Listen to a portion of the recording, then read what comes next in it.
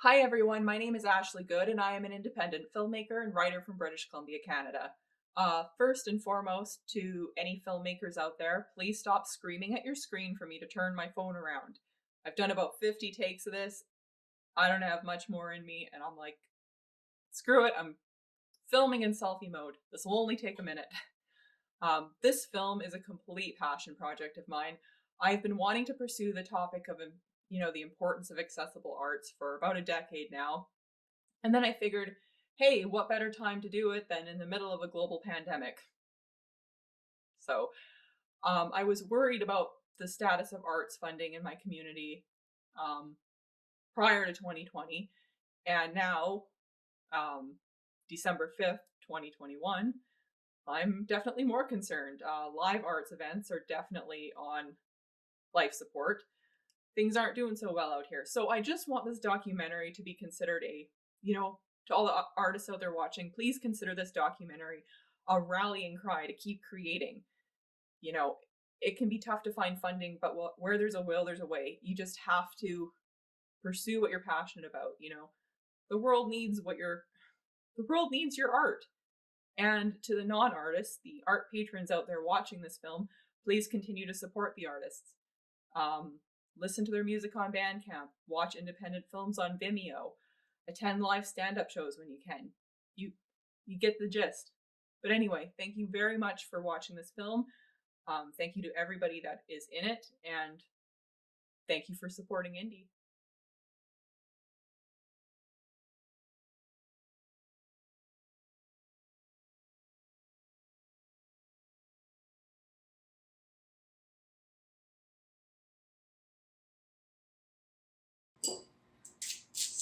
So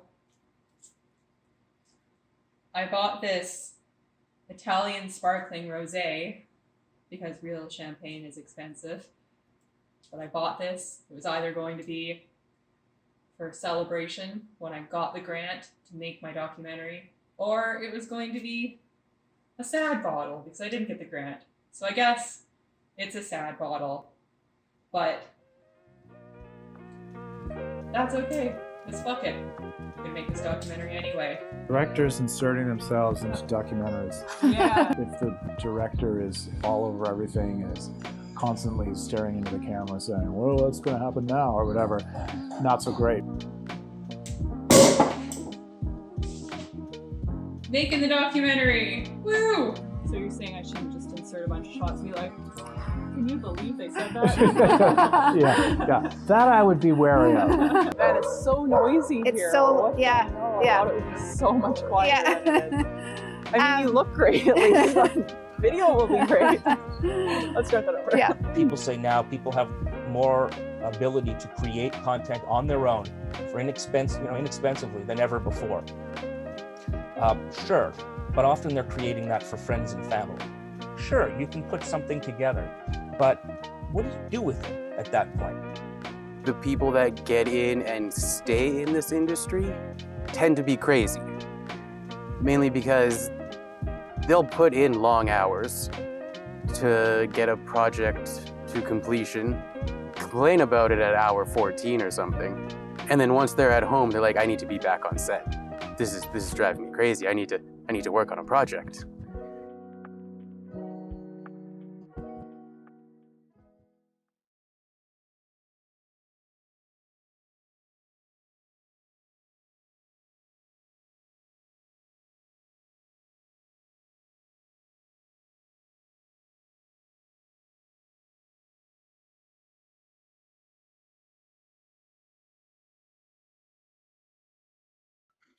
My name is Ashley Longshore, and I am an artist.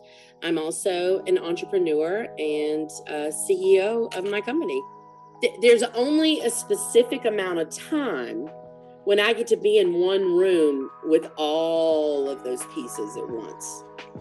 There's only a very small amount of time that period of my life and my feelings are all around me where I can see them. And it's a really great, unbelievable feeling. It just, it feels safe. I feel like I'm in a fortress. I feel happy, which is why I first started painting to begin with, was that I didn't know what I was gonna do with my life. I didn't know how I was going to make it in the world. I knew I didn't want to be some corporate woman. I knew I didn't want to be in a cubicle. I knew I didn't want to go marry some guy just because he had money. I knew I didn't want to have to ask my dad for money because it's like the worst. So I started painting in college on my own, and I started lining all these paintings up, and I just felt so happy with the color, and I felt happy that I could see my time. I felt productive, and I had this tangible thought in front of me, and it's like a birth of sorts. So there's no wrong way to make glitch art. What I started out with was I would actually, a lot of my stuff was made at work when it was really slow, so I had downtime. So I have apps on my phone that just like, I can create different compositions from, mirror different images to make new things, do color curves and like all sorts of different stuff. All of those various effects on different pictures, I'll usually just use things that are like stock or royalty free, things I've taken. So there's a lot of accessibility to glitch art, which I really like, as long as you have just an entry-level computer even. The hardcore stuff is where you need like a good graphics processing card or like a really expensive laptop, but you don't really need it.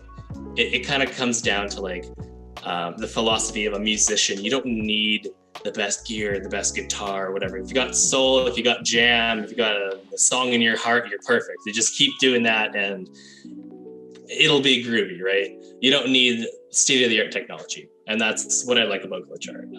That's why I find it's niche, but also not niche, because anyone can get into it.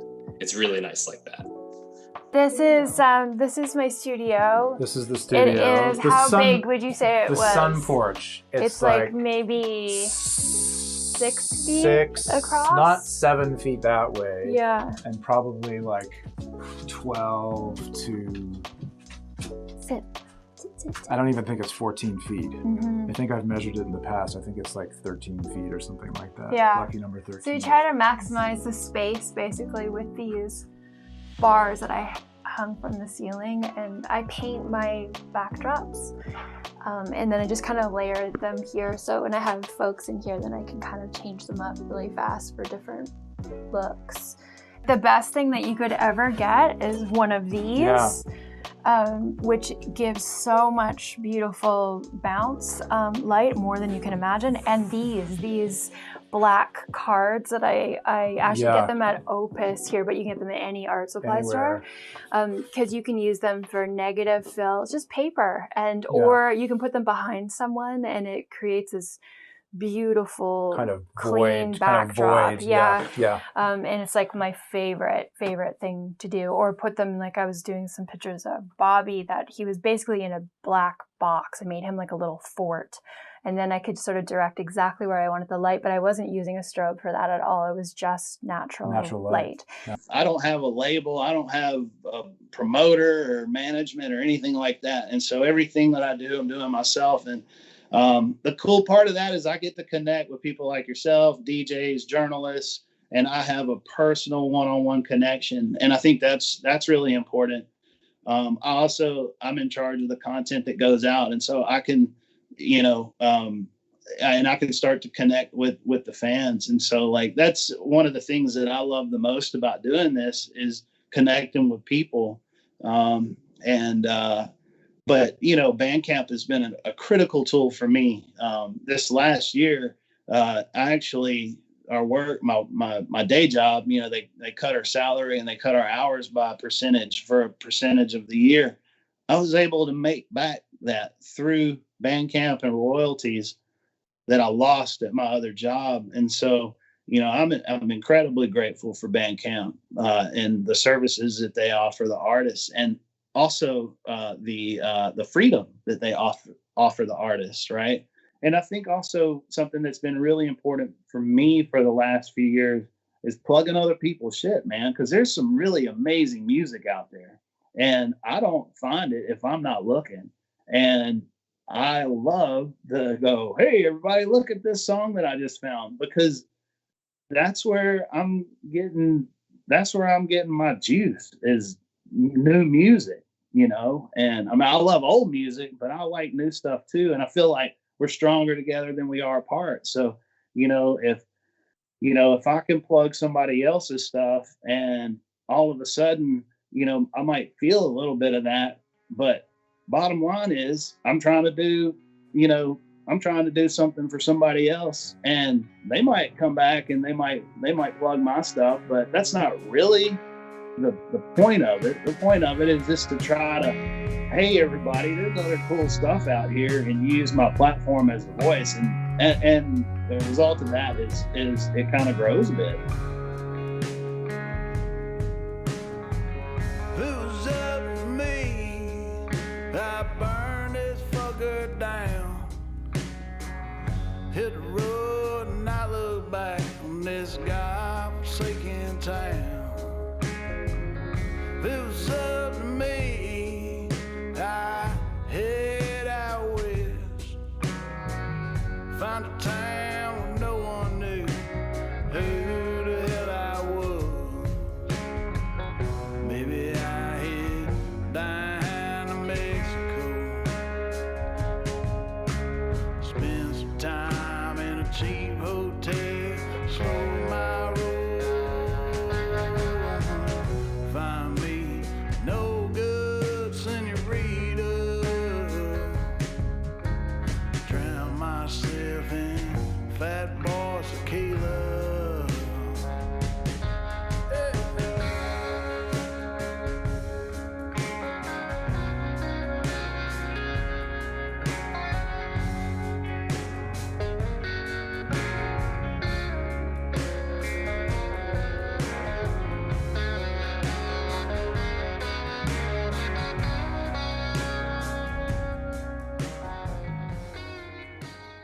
So today's interview is with David Geiss of Sinovic, and yeah, I'm just in my car. I haven't headed down. I haven't went down there yet.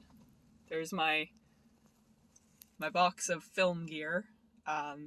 So today I'm speaking with David Geiss at Sinovic. This is actually a special interview of sorts because I haven't been to Sinovic since the pandemic started. The last time I was there was actually for the production of my short Father-Daughter Day, which we did about a month before the pandemic happened, which is a little crazy. I still think everyone involved had COVID at the time. My sense of smell still hasn't fully come back. But anyway, today is my first time back at Sinovic, an organization that is near and dear to my heart, and this is my first time back in like a year and a bit. So I'm really looking forward to it. I hope it's not weird. I hope they haven't all forgotten me. And I'm happy I haven't aged that badly over the last year that I have become unrecognizable. Dramatics pan in on the sign. It's got a nice glow. And just before we get started, do I have your permission to film you and use this in the documentary? Yes, I give you permission. Okay, thank you. Wouldn't that be awkward if you said no? That would be. Get out of here. I didn't let you in here. Yeah, I just broke in. I've been hiding in the basement since yesterday. I started working at Sinovic in 2015.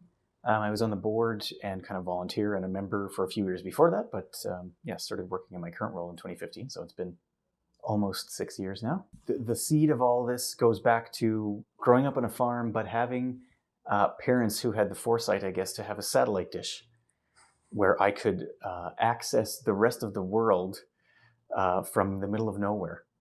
Anyway, so computers and internet came along, and that was kind of really access to the wider world. But before that was a satellite dish. I'd watch all kinds of shows, even the older shows on Nick at Night and things like that.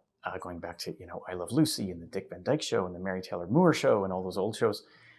Going right up to the exciting Saturday night, which was the night we were allowed to have pop and chips to watch Saturday Night Live. So that's what I think got me interested in film in the first place. And then going through high school, getting a scholarship in grade 12 to get a degree, and not really thinking before that point what I would want to study in school. But once I realized I'd be going to school, I better figure out what I wanted to do. My first choice, I thought, well, geez, what do I want to do for the rest of my life? Let's get into this entertainment business that I seem to be so fond of. So I got a film degree at the University of Regina.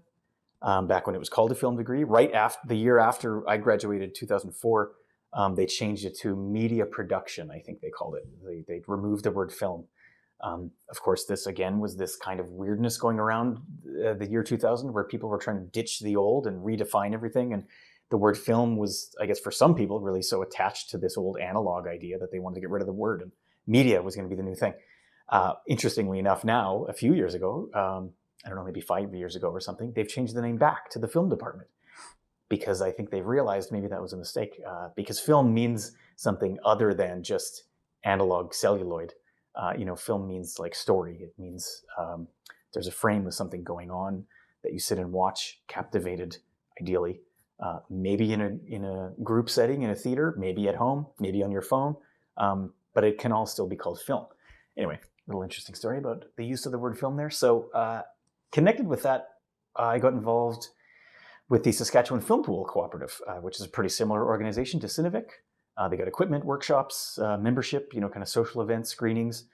Became a member, started, using their equipment to make some films, and then got on their board of directors as well for a couple of years. So that kind of got me into that world of kind of a nonprofit artist-run center. So when I came out to Victoria about 11 years ago now, I was kind of ready to find the group in Victoria that was like the Saskatchewan Film Pool. And well, it was Cinevic that I sort of walked into first. And and here we are a few years later after being a member and a board member and now working here for about 5 or 6 years. In the past 5 or 6 years since working here, I've kind of stopped making films, but that's okay because I've got a few under my belt. And I've just sort of transitioned into more of a administrative role, I guess, helping other people make their films instead of making my own nowadays. Hi, I am Deanna Milligan, and I am a filmmaker. And I am Ramsey Fendall, also a filmmaker. Now, Ramsey, I know your background is in cinematography. Yes. And Deanna, you're more of you're a director, actor. Yes. How did you meet? And two, how have you been able to combine your skills as a team? Well, we met on a movie. Yeah. And I was an actor on the movie, and I was the director of photography. Yeah. And it was for a Cinevic film. It was for a Cinespark film. Being back here, and I was sort of trying to figure out who my new friends were going to be now that I had come back to Victoria, and I thought right away, Deanna's going to be one of my new friends. She's the real deal. She's worked on a ton of stuff and really interesting, and this is going to be exciting future collaborations. Together, we kind of come up with something that's greater than the sum of the parts.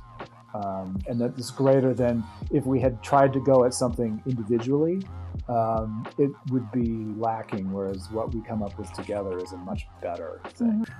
My name is Calvin Stimson, and I'm a local filmmaker aspiring to become a producer. I don't know where I would be if I didn't have access to various different art courses throughout middle school and high school.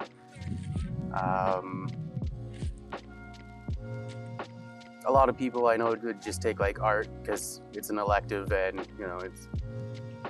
you can do it. How do you fail art? Yeah, I'd probably, I don't know, become an accountant or something. I want to be a producer. And the one thing I really enjoy about that is all the problem solving. And I don't think I can do a job where it's the same thing day in and day out. Producing, yeah, you're dealing with the same sorts of things on each project, but it's never really the same problem, if that makes sense. Absolutely. It's always different. I mean, right now, I'm worried about the sound coming from these kayakers, and you got to think on your feet. And I see that, and I'm like, that'll make a pretty insert shot. Yep. In one of my interviews, I almost got hit by a car. So that was fun. I like the beard, and I will grow it out. And it's also less work than not having a beard. Mine's much wispier than yours, so sadly, I just can't grow it out and have the full-bodied beard like that. fair I enough. can mean, try, but it's... They have chin wigs. I'm Chin sure. wigs is like a merkin for your face. Yeah, it's like a fake deal. Oh, yeah, it's like just something you can put up, and it's like has a hair growing over. Like, maybe they just attach moss. They might not use human hair. Just moss. I'll just lay down in the woods and wait for nature to make me beautiful. Exactly. On that note, is there anything you want to add? Not off the top of my head. Okay, awesome. Before I turn off the camera and stop the recording, actually, here, I'll wrap up the recording. Let's leave the camera going, but let's podcast sign off. Thank you so much for being on the show, and where can people find you online? This person's waiting to get Oh, we did not know. Oh, sorry. Oblivious. I'm still filming. This is really funny. Okay. Let's go. We'll go over here. Let's just stand up here. Jesus. Well, sorry about that. Jesus. Sorry, car. Welcome to filming in public. It's almost like this is why they need you to get a license for filming out here or something. Gee, who knew there was a point to that? Hello. My name's Curran Dobbs, and I do stand-up comedy. I assume what I do you meant from the artistic side. I'm also a support worker at a theater troupe program for adults with developmental disabilities.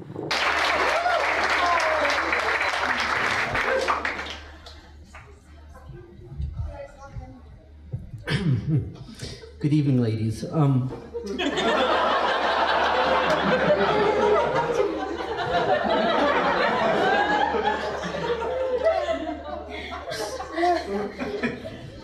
So, I'm on the autistic spectrum, so if I seem rude or impolite, or if I'm not making eye contact, I just want you to know it's because I really feel like you're not worth the effort.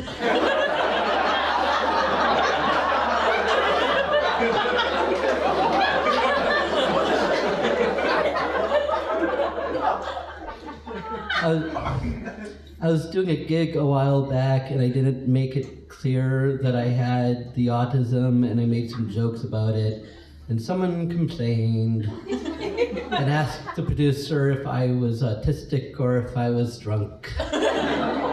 Fun fact, you can be both.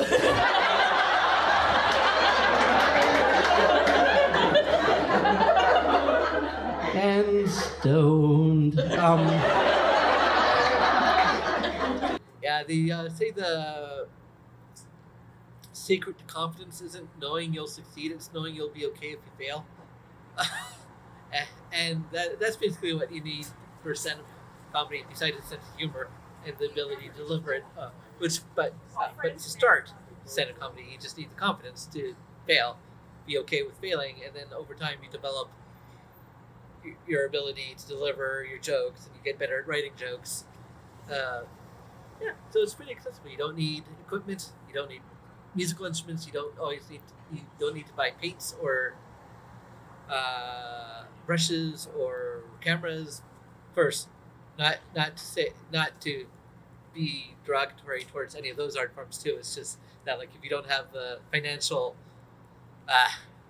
ability, Very nice of you. You know, you come out here, I've got my camera ready, and you're like, people with cameras can fuck right off. Yeah, I know. Right? Stop using this documentary as your soapbox. That's what I meant. Anti-camera bigot. Hey, I have a camera.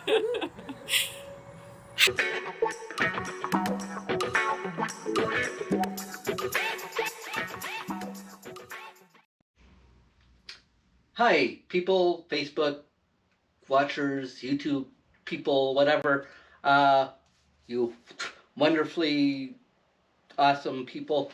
I just wanted to share with my Facebook friends and peoples that I have a green screen. Honestly, if it wasn't for you and Cinevic, I mean, I wouldn't have gotten into filmmaking.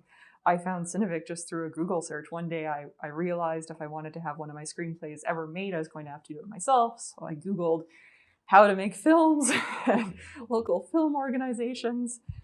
And that's, I mean, what led me to Cinevic. And I still remember when Cinevic was at the old location off of 4th Street. I remember going in there and I was so nervous because I didn't know anybody. And I'm like, oh, film people are all cool. I know the feeling. I probably had similar intimidation, I guess you could say, walking into Cinevic for the first time, or thinking way back walking into the film pool for the first time. At that time I would have been, early 20s or probably around 20. Yeah, it's intimidating. I guess you hopefully quickly realize that it's not quite the same intimidation as maybe like Hollywood or like big celebrities or something, but it's the same world. It's film. Yeah. So when did you realize that independent filmmaking was an actual possibility?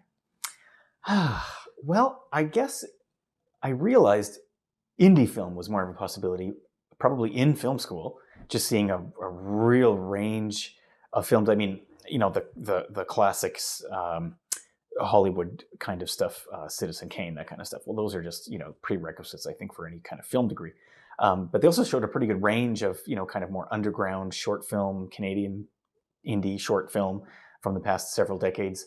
And having never heard of those people before, but then seeing what they can do, and then seeing it so many years later in a class or wherever you're seeing it, you kind of realize, oh yeah, well, people have done this. It's not like we're reinventing the wheel here. It is an avenue for your life to go down. Hey, yeah, why not give it a try? Especially if you do want to get into the bigger arena of, I don't know, I just keep going back to the word Hollywood. I don't know if people still hold Hollywood in such high regard anymore, especially since it's kind of permeated elsewhere. Big budget filmmaking, the industry is not just in Hollywood anymore, but I just keep using that word. If you want to get to the bigger industry and make these bigger projects with bigger money and bigger crews and bigger stories and get your film into theaters, well, you have to start somewhere. So you maybe got to start in sort of short indie film. I'm trying to think of a path whereby things could get better for creators in Canada. I'm not seeing it right now. I thought, many people thought, oh, Netflix coming to Canada, it's going to open the door for more productions. But for example, when I contacted Netflix, I spoke to the person who then was in charge of Netflix in Canada. And he said, I'm a huge fan of your work. I love your work. And I said, great, can I pitch you something? No, we're only taking pitches from licensed literary agents and people we've already worked with before. Now, when you're just entering Canada, who is it you've already worked with before? What Canadian company have you worked with when you weren't here before? And licensed literary agents, I guess that's for adaptations of literature or written work. But they were really specific that they wouldn't just take pitches.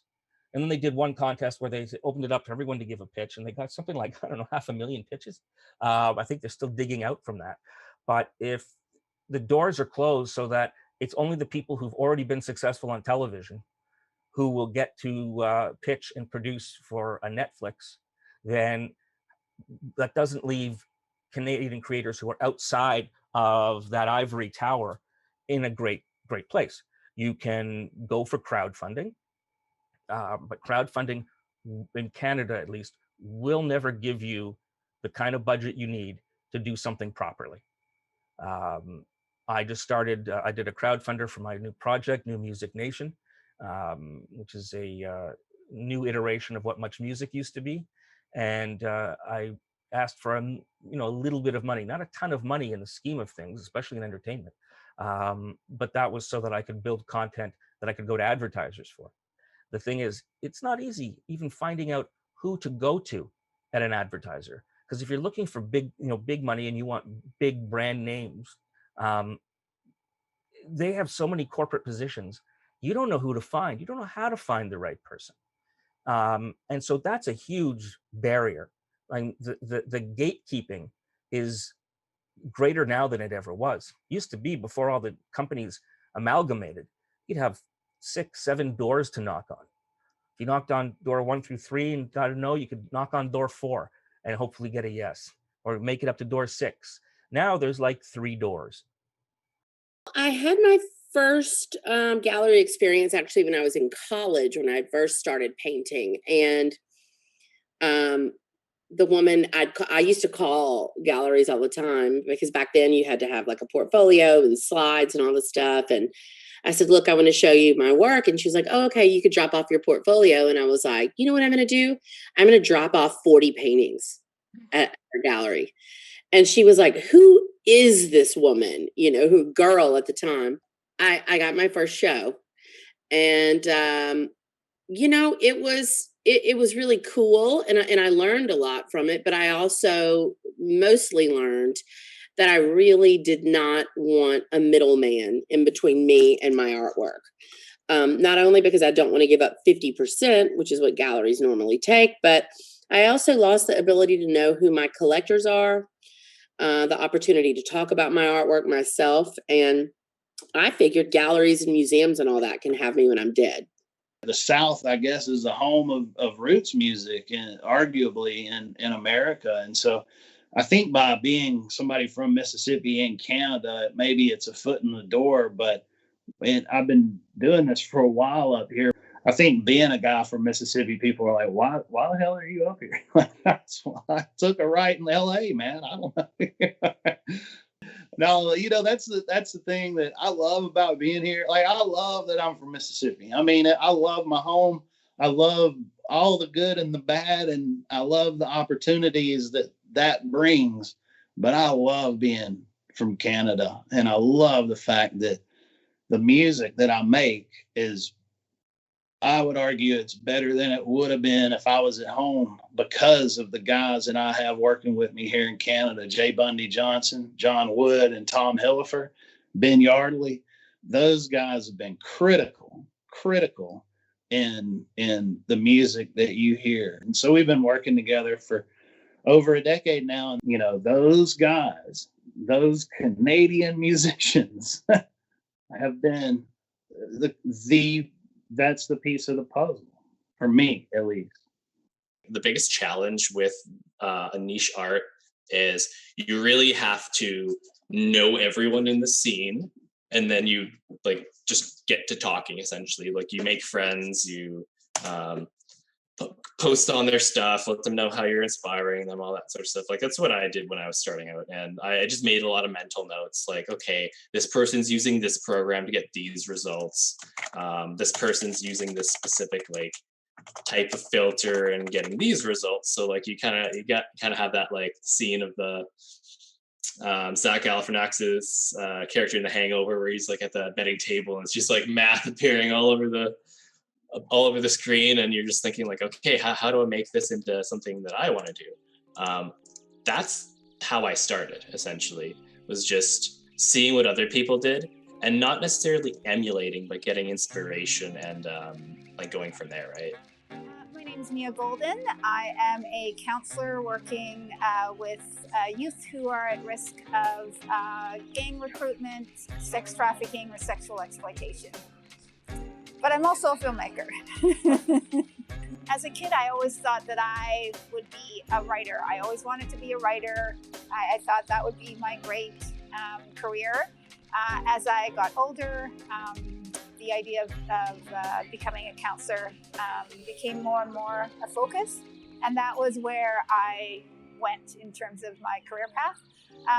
But I had also always done some acting. So while I was doing, school to be a counselor, I did a little bit of acting on the side, and I was always writing. I left that, had a family, all of that, and then just a few years ago, I picked that back up and got into acting and got into film. With May Street Productions and Moosewall Films, we worked on this documentary cooking series called Moose Meat and Marmalade. I started off as a production assistant, and then they got me in as the trainee editor because I was familiar with the footage and I could organize it quickly.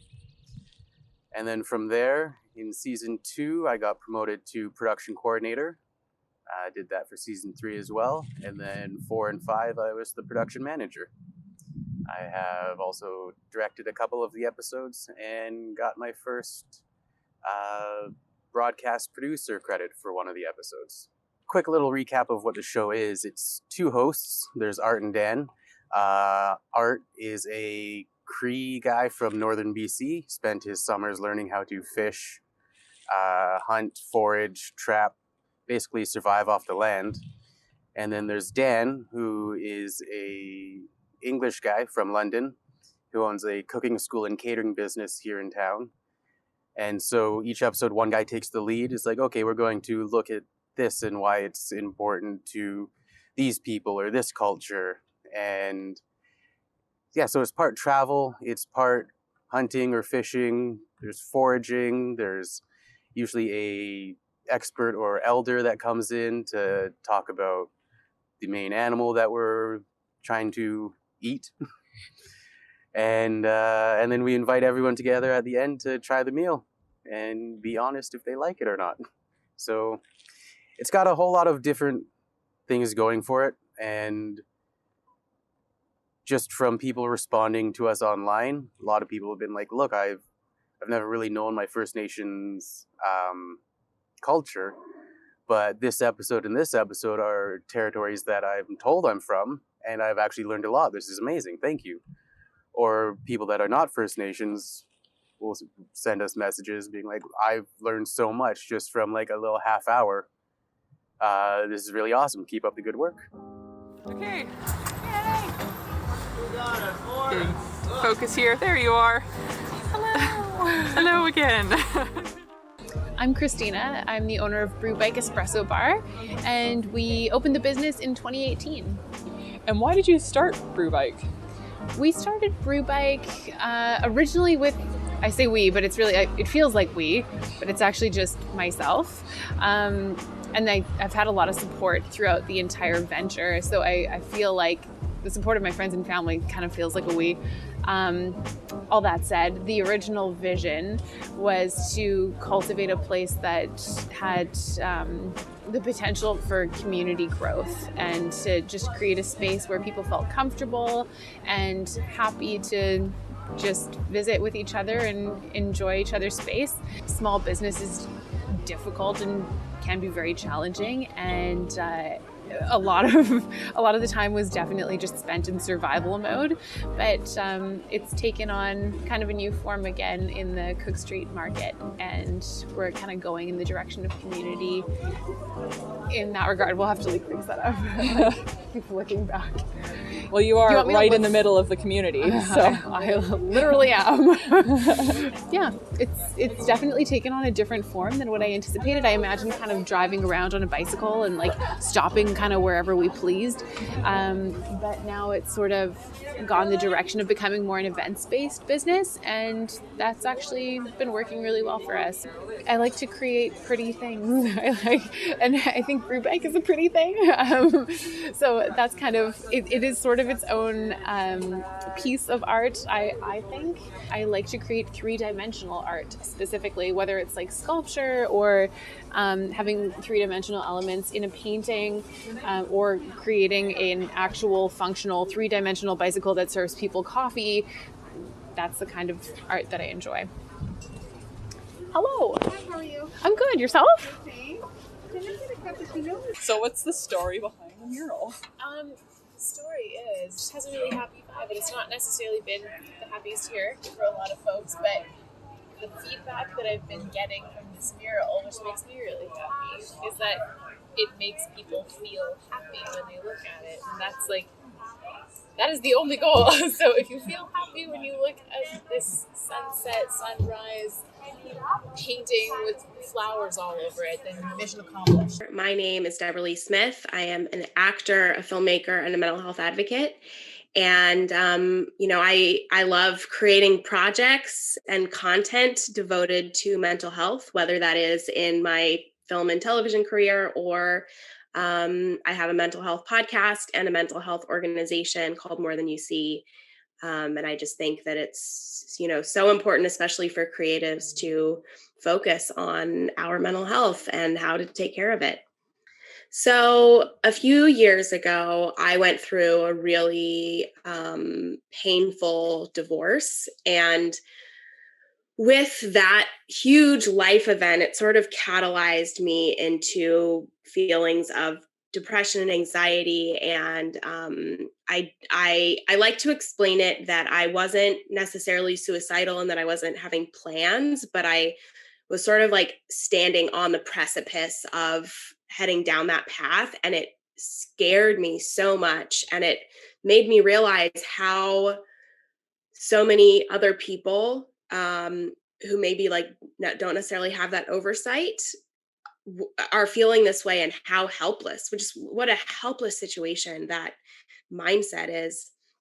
And I was listening to a podcast at the time, and in this podcast, this actor that I greatly admire was talking about his own mental health struggles, his own struggles with depression and suicide. And to hear him, who is, again, someone that I admire and someone whose career I really look up to hear him talk about his experience, it made me realize that I wasn't alone. And it gave me such a sense of just like peace, and really took away some of that helplessness. And I decided after listening to that podcast, I also thought it was so wonderful, the fact that it wasn't, I have an amazing therapist that I work with, but it wasn't the therapist that made me feel less alone. It was just this random podcast interview with this actor. And I was like, that's so incredible. And I really find myself as a creative and a filmmaker that it's important to have my own platform, that I'm some cause that I, think is my thing. And through that experience and through my own, mental health struggles, I was like, okay, this is the thing that I want to shed light on. In indie film, I feel like so many people feel like they have to think a certain way in order to fit in with like the culture and to further their careers. And then it's just a lot of like self-policing, and it's very frustrating to see. No, you just have to do what you believe in. And when you're putting your own thoughts and expression out there, I mean, yeah, you do run the risk of, people not understanding or people hating what you've done. But at the end of the day, you're never going to do something incredible unless you're just showing exactly who you are. And that's what makes art. I mean, you create to make yourself happy. I mean, it is a bit of a selfish thing, because when you're making a film or I'm making a painting, I'm creating something that's making me great joy in this moment. This is making me happy right now. I like this, and my intention is that of joy, or something that tickles me, or I'm making a statement about something that I'm pondering. It's an interesting process, really, but it doesn't matter what the fuck anybody else thinks. Easier said than done. Easier said than done.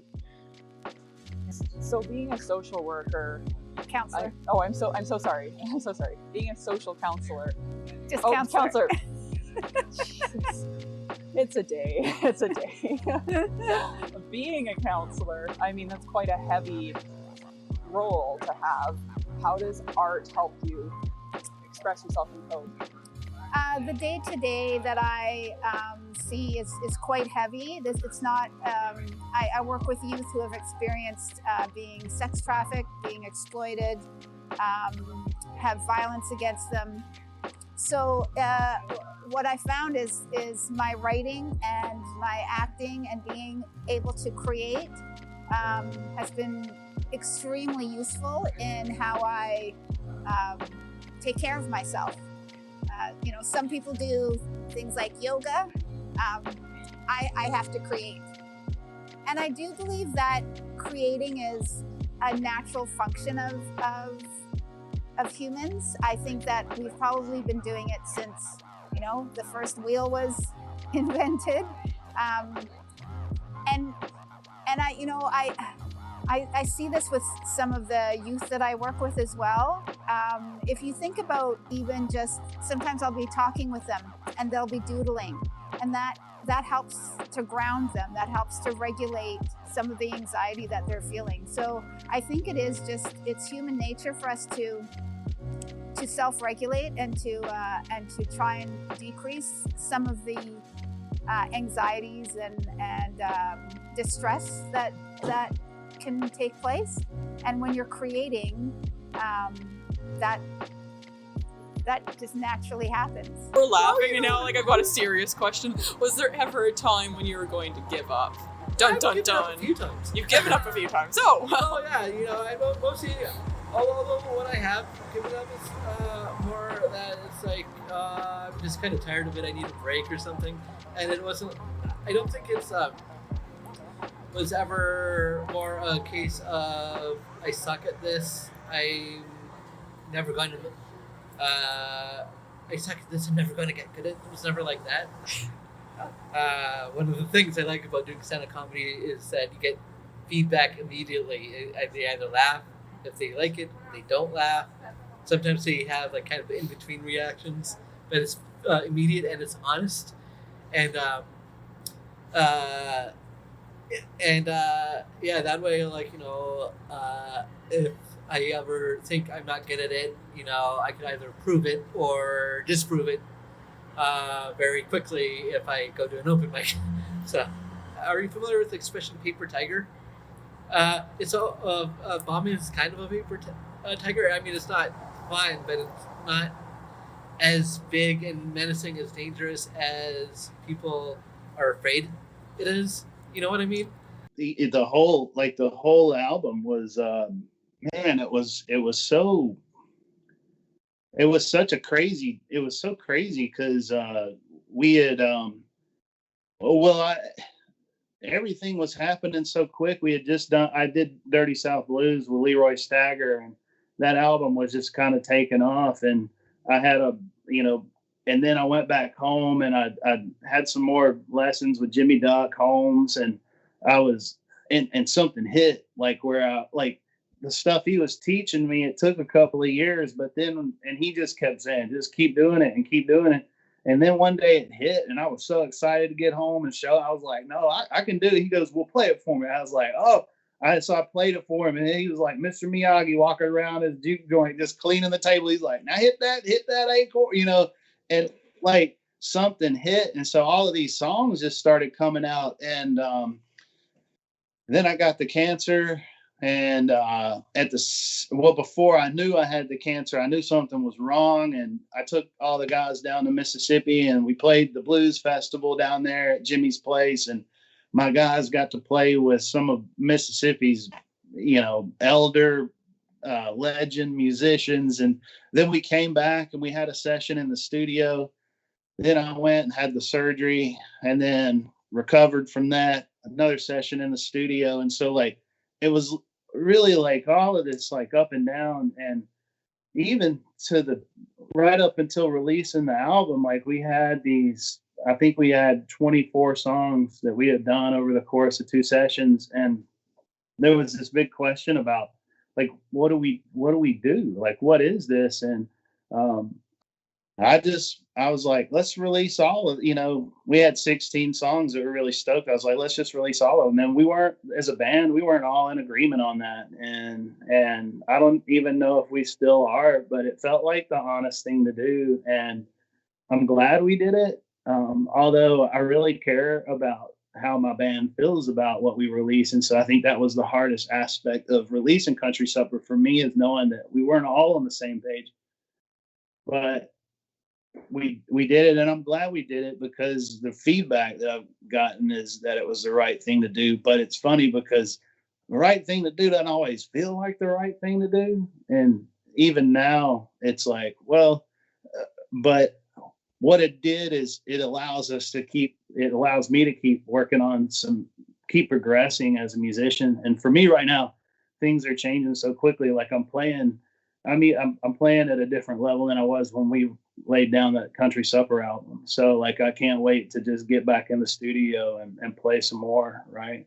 But it's just kind of happened, and it happened as a result of the hard times and kind of talking as a band about what seemed honest about that record. And it seemed like what was honest was the fact that all of those songs were made in the same room with the same group of guys, and it was peppered with all the same hard times and good times. And so it was like, this is the reality of what the last, couple of years is.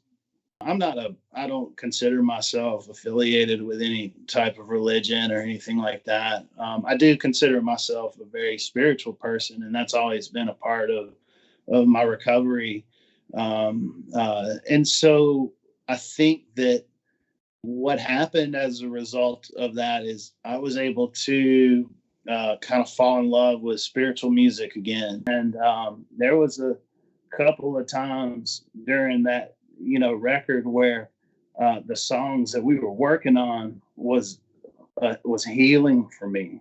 Was very healing for me. Must Have Been the Devil was the first song that Jimmy Duck Holmes ever played for me, and being able to record that song was healing. You know, being able to record I Ain't Dying was healing, because I don't want to fucking die. You know, like and I think being able to kind of wrestle with those feelings throughout the making of that record, for me, you know, it was critical. I think that the film industry is built around burnout. Like, it is built around the idea of, 12, 15-hour days, push yourself as hard as possible in order to make this great art, and I think that it's also because there's this narrative that we have to struggle for our art. We have to, give everything in order to be creative and whatever.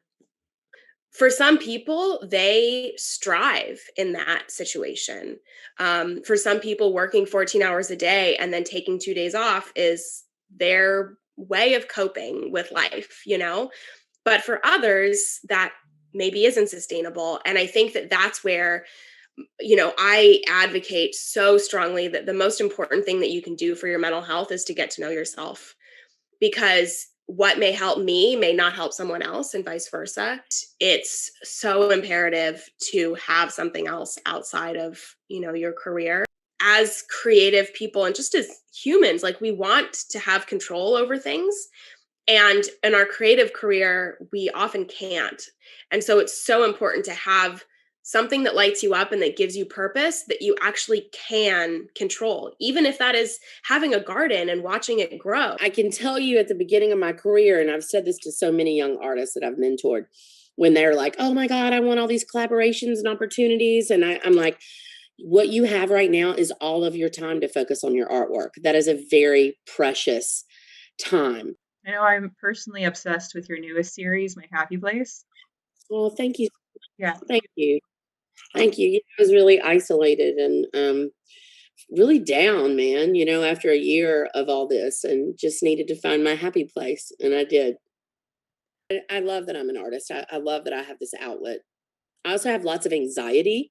So for me, I think I made a choice in my 20s as to whether or not I was going to let that anxiety shelter me from the world, or if I use that energy to be productive and thrust me forward. And that's what I did. I feel like you might find this sort of funny. So I'm actually nursing a bit of a shoulder issue right now, because I filmed a short on the weekend about a blow up doll that comes to life. And I just was trying to throw the doll, and I think life is hard.